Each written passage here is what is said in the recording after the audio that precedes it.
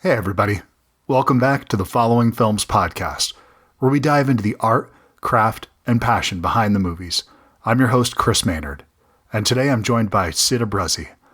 Water Brothers follows the life of surf and skatecore legend and cultural icon Sid Abbruzzi, and his commitment to protecting the sport's history and culture. Through a mix of never-before-seen archival film, large-format cinematic footage, and personal interviews from culture giants like Tony Hawk, Shepard Fairey, Selema Masekela, and more, we're taken on a journey through surfing and skating's history, from 1960s Newport to Santa Cruz, Cocoa Beach, South Africa's Jeffreys Bay, and beyond. As Sid approaches the age of 72, the film captures the final days of his famous Water Brothers surf and skate shop, as it's set to be demolished, and the impact it had on the surf and skate community. The documentary emphasizes the importance of memory, personal history, and living it in the moment, reminding us to cherish our past and preserve cultural heritage. Water Brother is a poignant reflection of a life well lived and a heartfelt tribute to the enduring spirit of surf culture. It celebrates the individuals and places that transcend surfing and skating from mere hobbies, showing how one man's dedication can inspire an entire community. Today's episode of the Following Films podcast is brought to you by Google Workspace. We keep things running smoothly and efficiently here at Following Films with the convenience of cloud-based Google Workspace programs. You should try it and see how it can benefit your business as well. If you sign up using my link, I can give you a discount, and it helps us support the show. Go ahead and check the show notes for a direct link. Water Brothers, The Sid Abbruzzi Story is now available on VOD.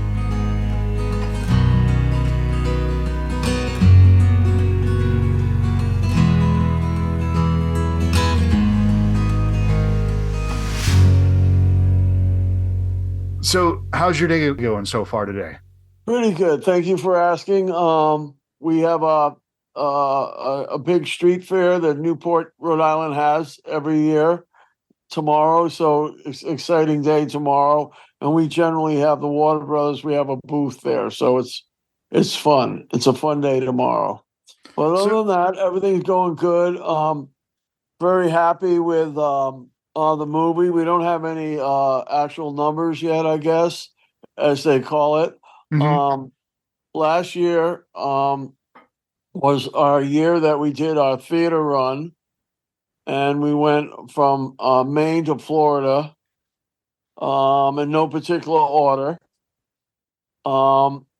We were very successful. We won the Florida Surf Film Award. I think they run it twice a year, the Florida Surf Film Festival. And it's they alternate between New Smyrna Beach and Daytona Beach. So it's interesting festival. And then we went all the way up to Maine and New Jersey, New Hampshire, Massachusetts, South Carolina, and it went very, very well. That's wonderful. What's the reception like in Maine? Because it's I don't think of Maine as a big surfing spot. Yeah, it really is. It Is really it? is. Yeah, I've been going there since the 70s. Back in the day, we had a group called the Eastern Surf Association, which was basically running amateur events. And Maine was regularly scheduled for us. We were there twice a year. That's amazing. And that's and this there's great big surf shops in Maine, big surf shops in New Hampshire, and New Hampshire only has 17 miles of coastline. Yeah, and tremendous size surf shops, like bigger than the ones in Rhode Island, and so that was fantastic to be at. And then South Carolina, the reception was great. New Jersey was sold out down at Asbury Park, New Jersey. Long Island, we had a great time. And then we were in California, and we did the Laguna Beach Film Festival. Beautiful event, beautiful outdoor venue. and then we played I call it the prestigious La Paloma Theater, which is in Encinitas, Yeah. which, holes in the seats. We were vacuuming me and my wife were vacuuming the theater before the shows. Really homegrown. And I don't know if you ever seen that Encinitas sign that says it's a famous archway that says Encinitas when you drive through it. Yeah. Yeah. Absolutely. It's right there. It's Oh, wow. I seriously, had no idea there was a theater right there. yeah, it's called, look it up, La Paloma. Okay. And it's individually owned. And we played 3 times there. We stayed there for about a month in California, and every week they had us there. And then we did the Coronado Film Festival, which is awesome, which is totally awesome. And how has the film generally been received? Great, fantastic. Newport is Oh, that's yeah, it's a great Newport, Rhode town. Island is, because of the Navy back in the 70s and stuff like that. It's a well-known town, and we are just very fortunate to have like contacts all around the country. Like, people were showing up to all the events, whether they wanted to see the movie because they heard about it or whether they had roots to Rhode Island. It was amazing. Almost every show was a sellout. It was great. Well, it's kind of this thing that happens, I think, with subcultures where whether it's surfing, skateboarding, punk rock music, underground art, that it makes the world a much smaller place. People that are literally thousands of miles away, these are your family. These are people that you have so much common Ex- language with that I think you have a community beyond Newport. Yeah, we really do. We're very fortunate with that. We also have some, the length of our duration in this surf skate business, whether through going through trade shows over the Mhm. last 20 years or articles in magazines or podcasts, really, really drew the crowd to the theater. So Warner Brothers has been well received. Um, we didn't fit in Santa Cruz and San Francisco, which was dying to see us. And now, because we're streaming, we have to sort of figure out the line we can take Mhm. to make appearances at these theaters. But we're getting a lot of requests to you know get back out there and see people as they show the film, because they can buy it now. Yeah, absolutely. And it's beyond the coast because I think your film, despite being about something that's very specific with your life and your experience with this sort of fostering a community and creating a scene, that there's something that's really universal there that I think people that have never Exactly. put a foot on a skateboard or a surfboard in their life can relate to elements of this story. Well said, well said. And that's true. And to have, just have some faces like Tony Hawk, who I met in Sure. 1989, and when he was a kid, and all these guys, you know, say some pretty cool stuff in the movie, definitely doesn't hurt. No, no, not at all. That can be the entryway for Yeah, people that might not be familiar with your story specifically or your shop or your brand or anything like that. But they might want to see a Tony Hawk story. They might even want a Shepard Fairey story who shows up in here. I wasn't expecting that, and that right, those kinds right. of things. Well, Please yeah, go ahead. well, I'll give you a little story on him. Um, he went to RISD, Hmm. Rhode Island School of Design, which is in Providence, Rhode Island. And oof, I'm not sure how many years we're going back, but I would say late 80s, early 90s. Okay. He walked in my door and he introduced himself as a freshman going to RISD up from South Carolina, and he'd be interested in um, physically doing screen work and making stickers for us. He said, I'm going around picking out some cool places. And for about 5 or 6 years at least, I would actually go up to his front porch and pick up a box, that he screened, or a batch of stickers or something like that. And at the time, he was, we only, I think I did use 3 Shepard Fairey designs over the years, because he was our silkscreen guy, the old school Yeah. layout, and he was doing it right out of his basement at his house in Providence, and then he went and he rented a little warehouse in Onlyville, which is a warehouse district in Providence. And he had a little skateboard ramp in there and the whole bit. So, yeah, very fortunate to run into Shepard. And he was one of the first guys who make exclusively Water Brother clothing. It's pretty incredible to catch all these different people at these different points in their career. Correct.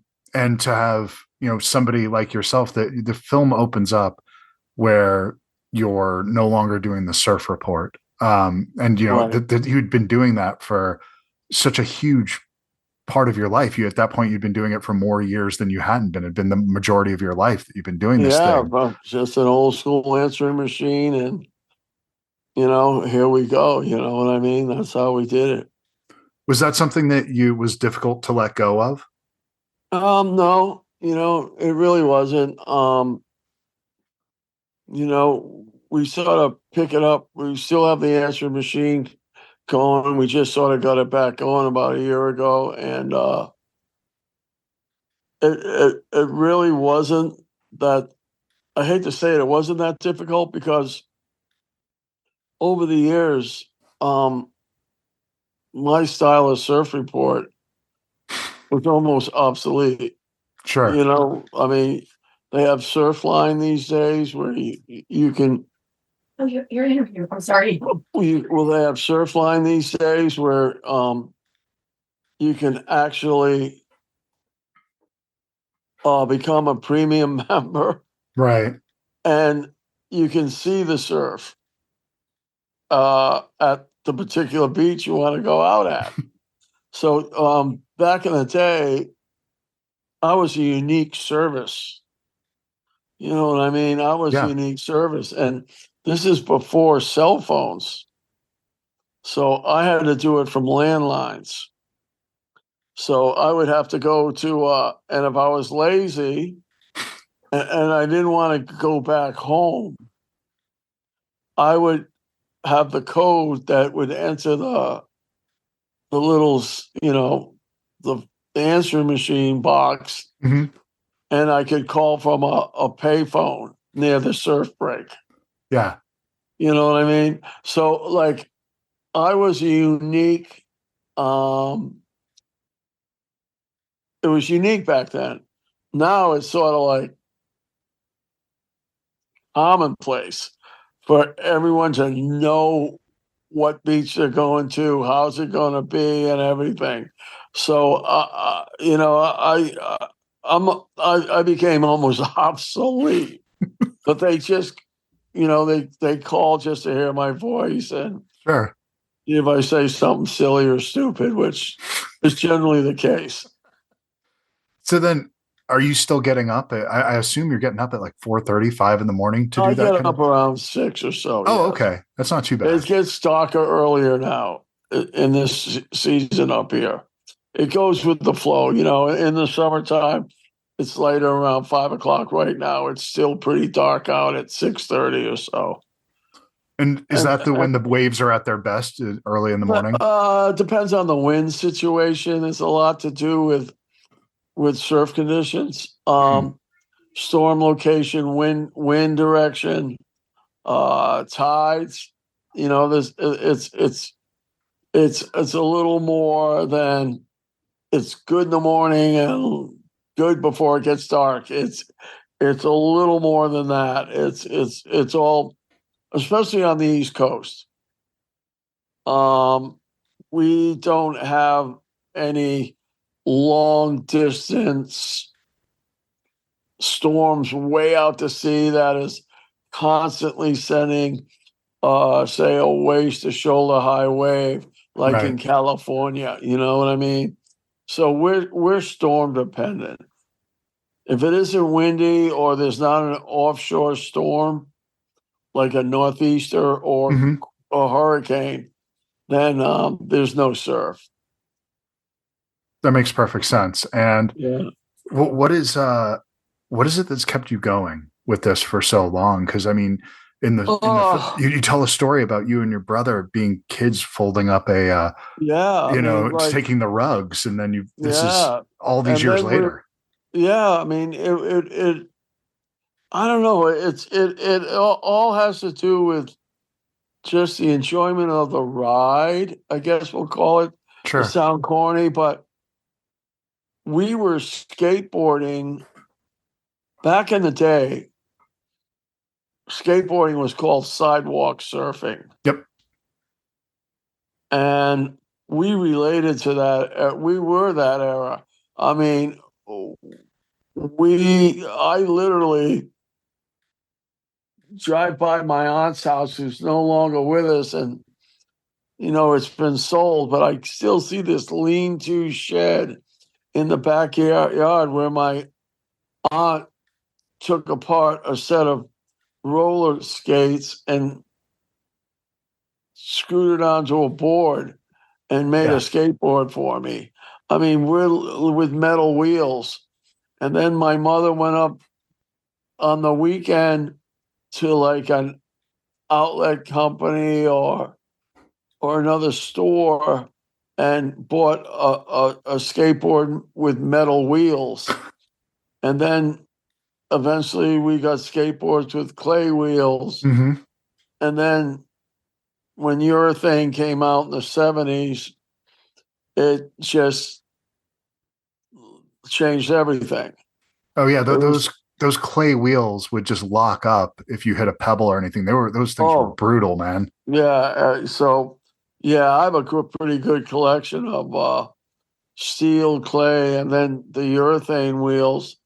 And then the precision Barron wheel, which is today's wheel, um, was made in Cranston, Rhode Island. I didn't realize that. Yeah, Road Rider, which is the first known precision wheel, was made by a company called Quality Products in Cranston, Rhode Island. And they came down to our shop on the beach and they gave us the first set of those wheels, that eventually NHS, which is Santa Cruz Skateboards, Right. they bought the distributorship for them.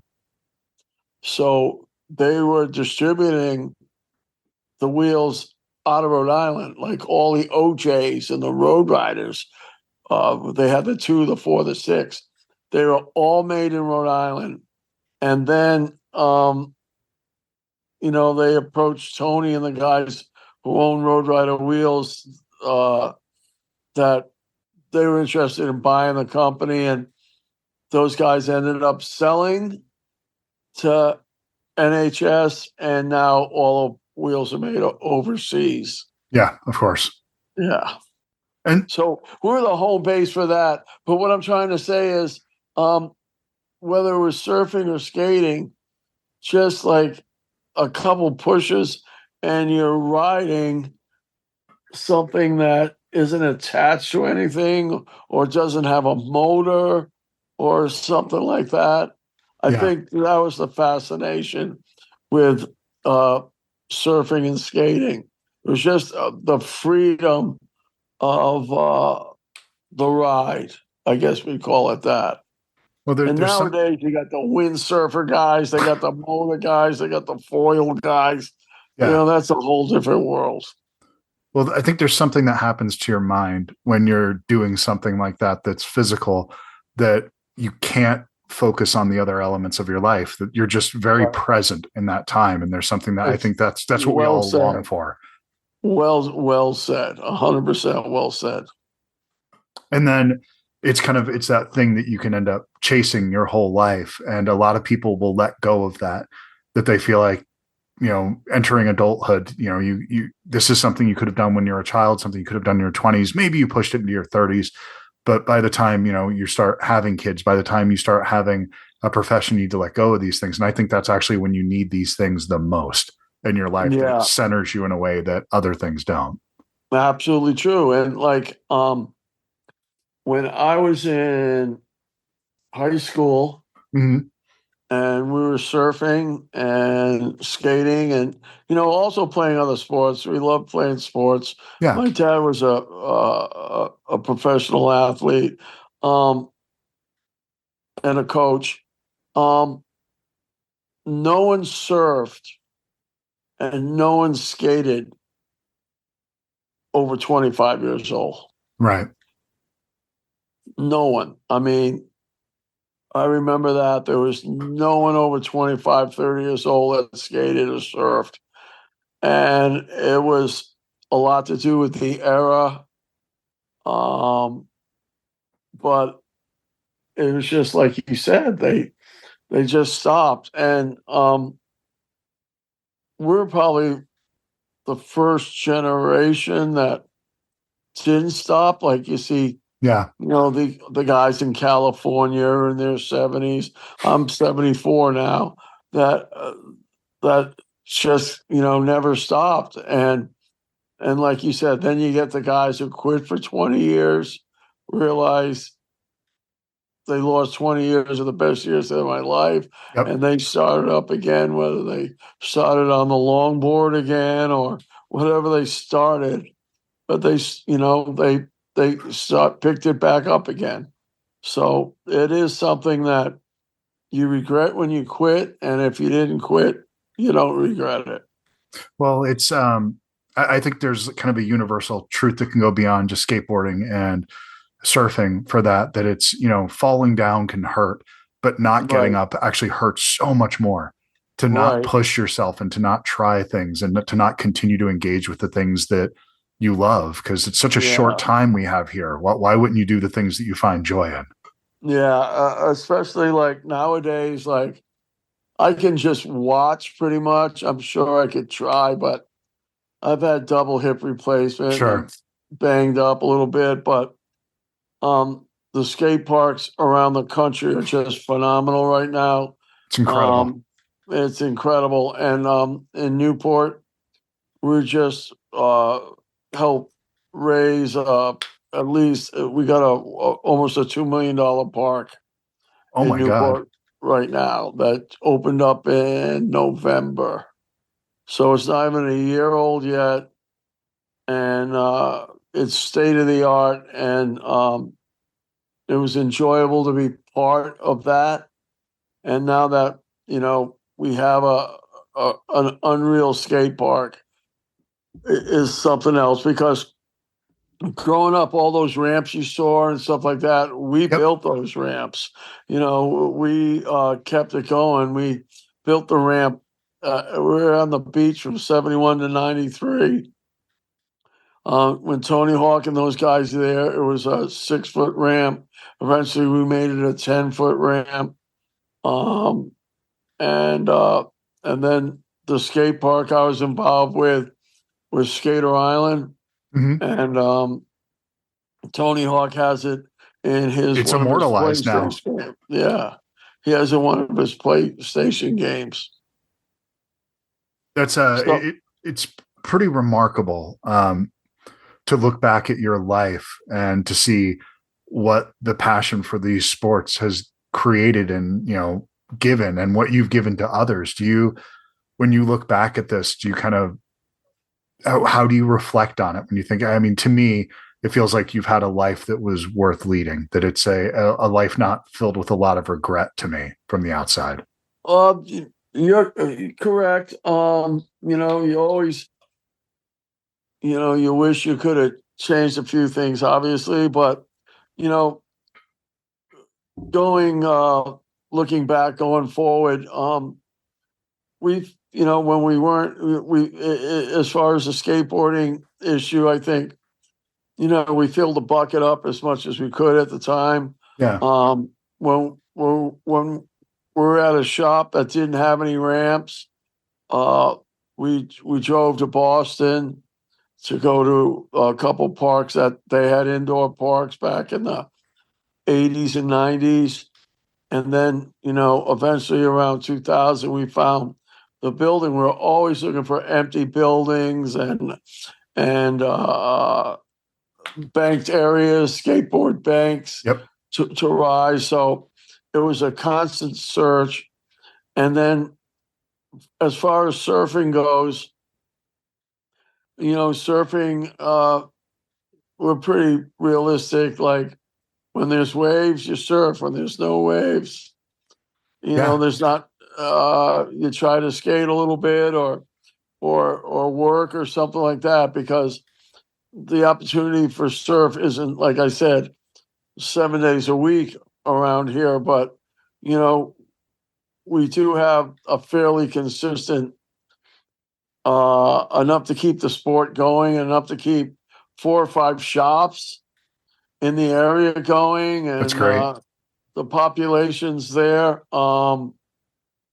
It's interesting. I follow the world tour, which you can watch online, and so the interest of whether you're an amateur or a pro surfer, the interest is there to stay mentally active with the sport. You know what I mean? And Yeah.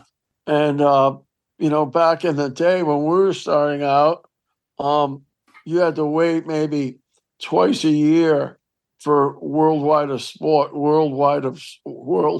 Yeah, I remember it. wide Yeah. world of sports to watch a surf contest in Sunset Beach. Yeah. And you'd wait, say, "Oh, the two Moco's coming on in December," and you Yeah. know about that in August. So nowadays you can watch surfing 24/7 if you want to around the country. Like tomorrow, there's a contest I'll watch in Brazil that That's so starts at cool. 6 in the morning. So stuff like that. There's some people that have a little bit of an attitude that's protective, where this used to be our thing, this thing that's small, and it was purer or better than. And I kind of have the opposite take, where I feel like when I go to the local parks here in Tucson, Arizona, and I see skate parks that are being built, there's at least 10 in town here. And this used to only Amazing. exist in people's backyards. And now it's just everywhere. It's so omnipresent that the barrier to access has been pulled away. So now people can love this and just enjoy it and take it. It's legitimized in a way. It's like, you'll have the tennis courts, the football court, and then then you'll have a skate park right next to it. And I love that, because that wasn't the way. I'm 49. So when I was a kid, that did not exist. Yeah, that did not exist back then. And surfing is still sort of like that. Yeah. Like, if you don't live here, what are you doing here? There's there's more territorial. It is more territorial. I say in the movie, like, you won't find 200 surfers clapping for you, and that is true. But I'm not using COVID as the issue, but in this town, when COVID hit, surfing was like the only thing that people could do in a way. And Sure. I think the population tripled. Now, the surfing population tripled, but on the island where we live, 75% of the surfers come from out of town on this island. 75% of, I'd say, surfing is all out of town people. Wow. Whether they're 15 minutes away or whether they're an hour and a half away. You know, that's the way it is. But with skating, it's everyone's enjoying it. We ran some camps at the park this summer, from 5 years old right on up, and it was just all good. You know what I mean? It was all Yeah. good. Well, I don't skateboard very often, and I'm not very good at it, but I enjoy doing it every once in a while. And I remember That's awesome. like maybe like 25 years ago, I'm about 25 at the time. There was a couple of 12-year-old kids, and I was getting out of my car, parked my car at the apartment complex, and I was just grabbing my skateboard from my trunk to go inside. And these two kids were skating on the curb, just trying to, they're trying to grind. And I was walking past them. And it's like, hey, come skate with us. Just a complete stranger, just, Yeah, asking this old ass man to come hang out with them and skate for a little while. And there's just something that has always been in the DNA of that sport that I really love. But I also love how connected it is to surfing, but it's so different in the way that, right, this wave might not ever come again. This piece of right, concrete isn't going anywhere. So we can tear it up all day. So right. And it's like I said, and some of these guys are using, some of these skateboard tricks are incorporating them oh in the ocean yeah. and vice versa. So they're all still connected. Oh, and they've both pushed each other so much further with that. I think they both surfing has created skateboarding, and then skating elevated surfing, and surfing has elevated it. Skating again. They're constantly in conversation with each other. Very well said. And the equipment in surfing has caught up to lighter, stronger, Yep. more maneuverable boards that allow you to do these skateboard tricks and surf parks now are like Yeah. are crazy. They're all over the country. There's a huge one in Texas, of all places. Yeah, Waco, Texas, Yeah, and Kelly Slater has a couple, that's and right. then a new one just opened up in Virginia Beach, and they're everywhere. They're seriously Palm Springs. They're opening up everywhere. Abu Dhabi has like the most incredible one, and they're just popping up everywhere. It's and that kind of eliminates that this wave might not ever come again factor to it, that there is, Right, we can just have this thing to practice on all day. And how incredible is that for, right. kids that are just learning right now? It's unbelievable, and it's for so kids get these specialized maneuvers like aerials and stuff like Yeah. that. Some of these wave parks specialize in setting the gauge so that you can do these incredible aerials and stuff.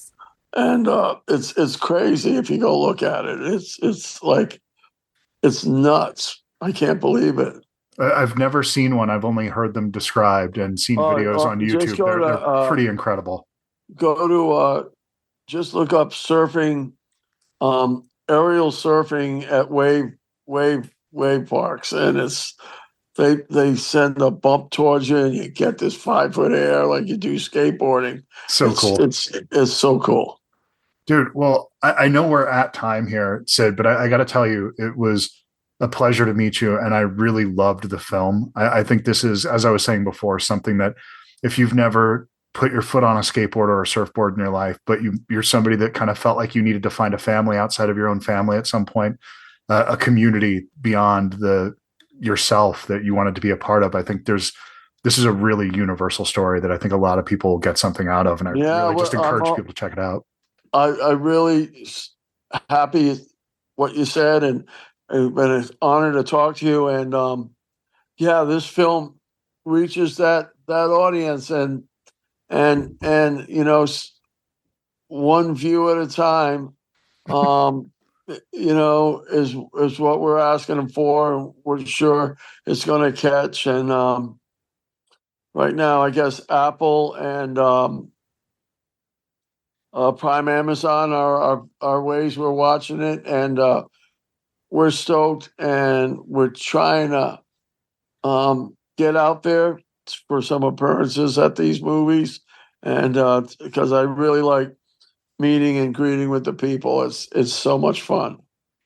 Well, I highly recommend people check it out. I think it's a blast, and I'll put a link in the show notes for people to check out the film, as well as I'll put a link for Water Brothers for the website, so that if somebody's interested in some merch, to go check it out and support a good cause. Thank you so much. Awesome. Well, thank you, Sid. It was a pleasure to meet you, man. And I'm glad you still got that old man story about the 12-year-old kids trying to get you to skate. Well, it's just a reminder of that we I don't know, if COVID taught us one thing, it's to enjoy those moments of connectivity, because we take them for granted. Thank you so much for having me on, dude. Thank you, Sid. Take care, man. Yep. Bye bye. All right, bye bye.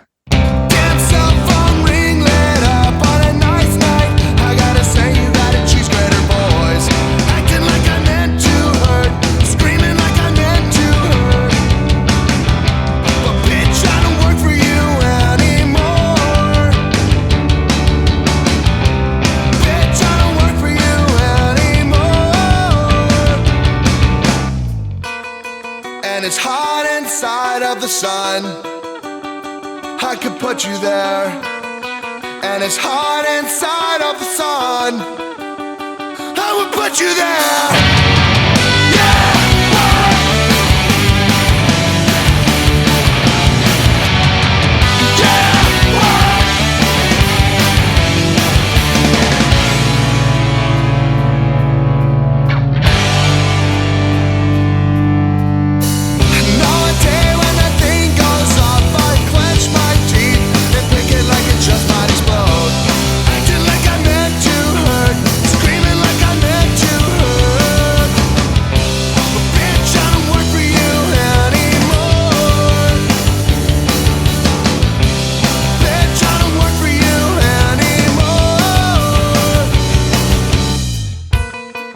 And it's hot inside of the sun.